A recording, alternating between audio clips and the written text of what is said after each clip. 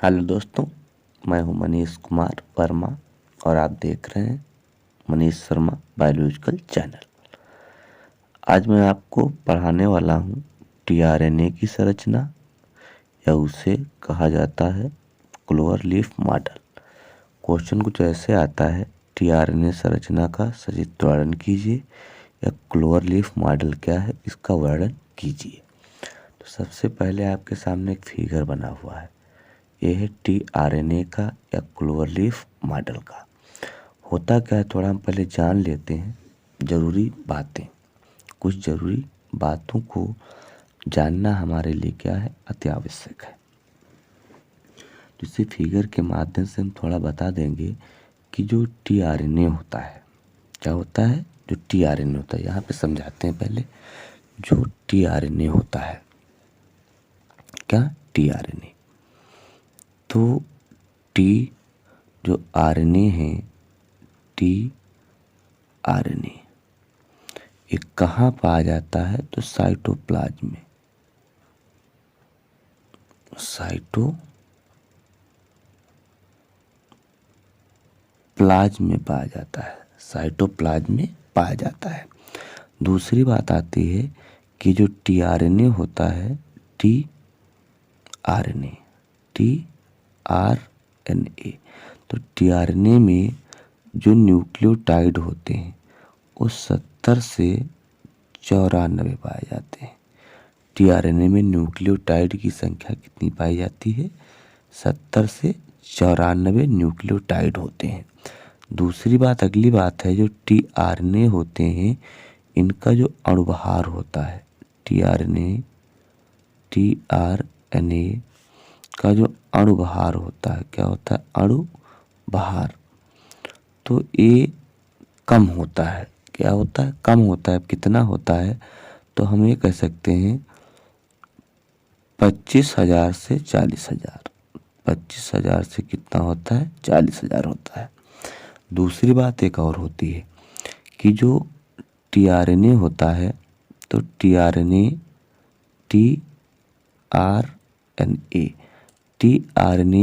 इस सेल के means tRNA जो होता है या कोशिका के आरएनए का, कोशिका के आरएनए का केवल 15 से 18% भाग बनाता है।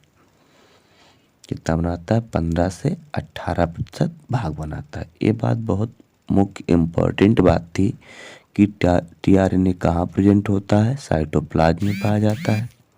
दूसरी बात थी टीआरएनए में न्यूक्लियोटाइड की संख्या कितनी होती है, 70 से 94 होती है। अगली बात थी टीआरएनए का अणुभार कितना होता है, तो 25,000 से 40,000 होता है। अगली बात थी टीआरएनए जो होता है या कोशिका का कितना प्रतिशत भाग बनाता है, तो टीआरएनए जो होता है या कोशिका में आरएनए का 15 से 18% क्या बनाता है, भाग बनाता है। दूसरी एक बार और हम यहीं पे समझ लेते हैं, यहाँ से प्रारंभ करते हैं। थोड़ा आप लोग ध्यान देंगे यहाँ से कि एक वैज्ञानिक थे, एक क्या थे, वैज्ञानिक, शार्ट में लिख रहे हैं। एक वैज्ञानिक थे जिनका नाम था रॉबर्ट हॉली।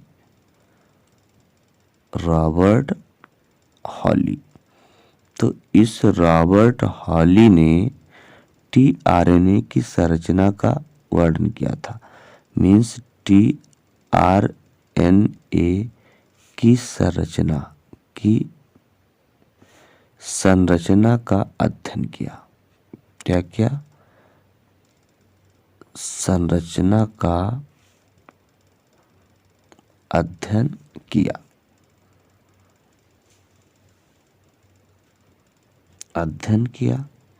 अध्ययन करने के बाद हम कह सकते हैं 1964 ईस्वी में टीआरएन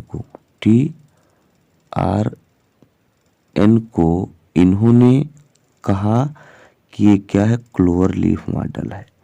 टीआरएनए को इन्होंने क्या कहा, क्लोवर लीफ मॉडल कहा।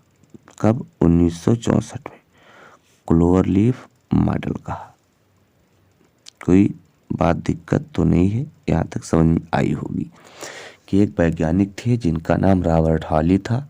इन्होंने टीआरएनए की संरचना का अध्ययन किया और अध्ययन करने के बाद इस टीआरएनए का दूसरा नाम दे दिया क्लोवरलीफ मॉडल, जिसके लिए 3 वैज्ञानिकों को नोबेल पुरस्कार से सम्मानित किया गया।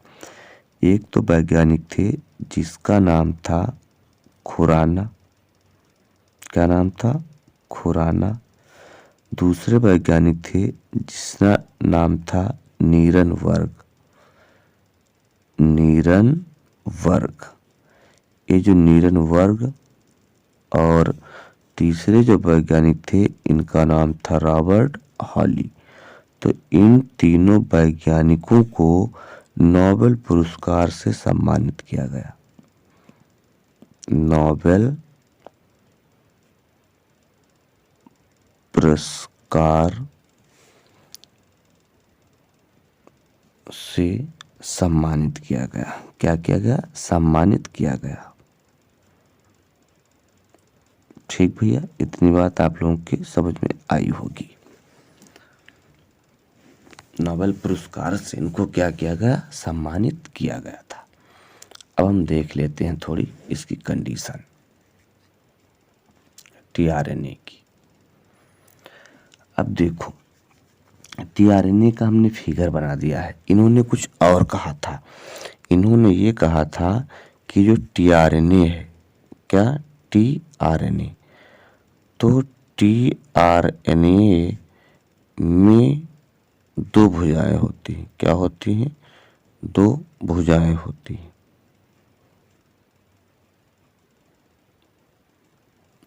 2 भुजाएं होती हैं। 2 भुजाएं होती हैं। अब ये जो दोनों भुजाएं हैं ये एक दूसरे के विमुख होती हैं। एक दूसरे के क्या होती हैं? विमुख होती हैं। विमुख मीन्स विपरीत होती है। एक दूसरे क्या होती हैं? विमुख होती हैं। विमुख होती हैं या हम कह सकते हैं विपरीत होती हैं। अब भुजाओं के हम नाम देख लेते हैं, बैक में आ जाते हैं। देखो, एक क्लोवरलीफ मॉडल का फिगर बना हुआ है, तो इसमें 2 भुजाएं इन्होंने बताई थी। तो 4 पॉइंट हम डालते हैं। एक का नाम है, इसको कहते हैं acceptor arm. Acceptor arm, acceptor arm means ग्राही भुजा है। क्या है? ग्राही भुजा। तो ये जो पहली ये भुजा दिखाई पड़ रही, ये वाली, ये क्या है? ग्राही भुजा है। हमने यहाँ पे दिखाया है एक्सेप्टर आर्म, दिखाया है। ये क्या है? एक्सेप्टर आर्म है। और इसके विमुख मीन्स विपरीत एक भुजा होती है, इसको कहा जाता है एंटीकोडॉन या एंटीकोडॉन आर्म। तो दूसरी जो होती है उसको कहा जाता है एंटीकोडॉन आर्म। एंटीकोडॉन आर्म कहा जाता है। और जो तीसरी भुजा होती है, कौन सी बेटा? तीसरी भुजा, उसको कहा जाता है, डी लूप आप नहीं कह सकते, डी साइन सी आर्म, ये तीसरी हो गई। और इसके विमुख कौन सी होती है? तो इसके विमुख होती है, यहाँ पे एक दिखाया जाता है, यहाँ पे DHU,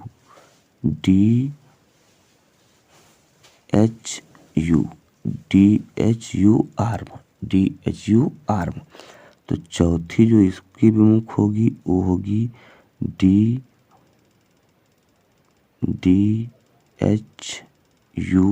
arm. DHU arm, DHU arm क्या है? डिहाइड्रोयूरेडिन, डिहाइड्रोयूरेडिन। अब कहानी सुनिए क्या होता है, बस कहानी के माध्यम से इसको हम समाप्त कर देंगे। जो एक्सेप्टर आर्म होता है, कौन सा एक्सेप्टर आर्म, तो ऊपर देखिए ये जो है ये है एक्सेप्टर आर्म। तो जो एक्सेप्टर आर्म की भुजा होती है ये प्रथम भुजा है और इस पे लूप नहीं पाया जाता। ये जो संरचना गोल बनी है इस संरचना को लूप कहा जाता है। तो एक्सेप्टर जो आर्म होता है इस पे लूप नहीं पाए जाते हैं। लूप नहीं पाए जाते हैं, क्यों नहीं पाए जाते हैं? क्योंकि लूप के स्थान पे इसमें एमिनो एसिड सीट होती है और एमिनो एसिड क्या होते हैं, जुड़े हुए होते हैं। तो इसलिए इस एक्सेप्टर आर्म को एमिनो अम्ल सीट भी कहा जाता है और इसमें एमिनो अम्ल जो होते हैं CCA जुड़े हुए होते हैं और ये एमिनो अम्ल जो होते हैं हाइड्रोक्सिल समूह से क्या होते हैं, जुड़े होते हैं। पहली बात ये कही गई इसमें एक्सेप्टर में कि ये पहली भुजा होती है। क्या होती है? ये प्रथम भुजा होती है। क्या होती है? प्रथम भुजा है। ठीक। दूसरी बात, इस पे लूप नहीं पाया जाता है, लूप होगा ही नहीं, लूप नहीं होगा। तीसरी बात हमने क्या बताया था? तीसरी बात हमने ये बताया था कि यह जो भुजा होती है इस पे एमिनो एसिड जो होते हैं वो कोडान के रूप में क्या होते हैं, पाए जाते हैं, CACCA। और ये जो एमिनो एसिड हैं ये हाइड्रोक्सिल समूह से क्या होते हैं, जुड़े होते हैं। इसी को हम क्या कहते हैं, एक्सेप्टर आर्म कहते हैं। और दूसरी भुजा हमने क्या बताई, एंटीकोडॉन। तो इसके विमुख मीन्स इसके सामने, इसके क्या सामने एक और भुजा होती है जिसको कहा जाता है एंटीकोडॉन कहा जाता है, एंटी आर्म कहा जाता है।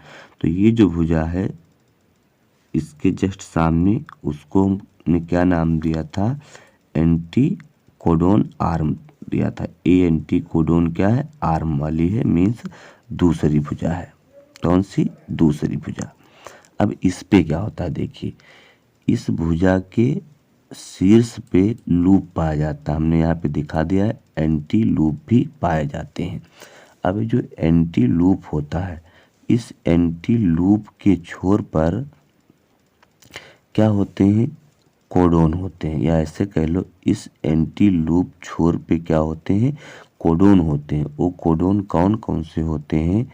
तो एक तो होता है हमारा जी, क्या होता है, GC और C, GC और C। इसी एंटीकोडोन से मैसेंजर आरएनए क्या होता है, जुड़ा हुआ होता है। मैसेंजर आरएनए क्या होता है, जुड़ा हुआ होता है। ये जो मैसेंजर आरएनए है तो मैसेंजर आरएनए पे क्या होते हैं, कोडोन पाए जाते हैं। क्या पाए जाते हैं? कोडोन पाए जाते हैं। या ऐसे कर लो, मैसेंजर आरएनए पे 3 समूहों को या 3 क्षारकों का या 3 एमिनो अम्ल का एक अनुक्रम पाया जाता है जिसे कोडान कहते हैं। इसे क्या कहते हैं, कोडान। मैसेंजर आरएनए पर 3 एमिनो अम्लों का एक क्रम पाया जाता है जिसे क्या कहते हैं, कोडान कहते हैं। अब मैसेंजर आरएनए के जो कोडान होते हैं वो एंटी आर्म के सम्मुख होते हैं। मीन जी के सामने C होगा। अब यहाँ पे A है तो A के सामने हम RNA पढ़ रहे हैं तो A के सामने क्या होगा, U होगा। यहाँ पे A है तो A के सामने यहाँ क्या होगा, U होगा। ठीक है, ये चीज। दूसरी आती है DC आर्म। क्या आती है, DC आर्म, A वाली। ये है हमारी तीसरी DC आर्म। अब ये DC क्या है, तो ये जो DC होती है, DC आर्म होती है, इसके मुख्य शीर्ष पे क्या प्रेजेंट होता है, लूप प्रेजेंट होते हैं। क्या होते हैं, लूप पाए जाते हैं। अगली बात आती है कि जो ये DC आर्म होती है इस आर्म पर राइबोसोम उपस्थित होते हैं और राइबोसोम उपस्थित होने के लिए इनमें राइबोसोम सीट पाई जाती है। अंतिम भाग है DHUR मीन्स डाईहाइड्रोयूरेडीन। तो DC के सामने क्या है, DHU आर्म है। क्या है, DHU आर्म है। इस DHU आर्म के शीर्ष पे टी लूप प्रेजेंट होता है। क्या होता है, टी लूप प्रेजेंट होता है। और टी जो लूप होता है इसमें एंजाइम सीट पाई जाती है, मीन्स एंजाइम के जुड़ने के क्या पाए जाते हैं, स्थल पाए जाते हैं। यहाँ पे कौन एंजाइम जुड़ेगा, तो सिस्ट्रान एंजाइम जुड़ता है या सिंथेज एंजाइम जुड़ता है। सिंथेज एंजाइम जब जुड़ता है तो प्रोटीन का संश्लेषण होने लगता है। ठीक है, तो ये आपका था tRNA या क्लोवरलीफ मॉडल। tRNA या क्लोवरलीफ मॉडल।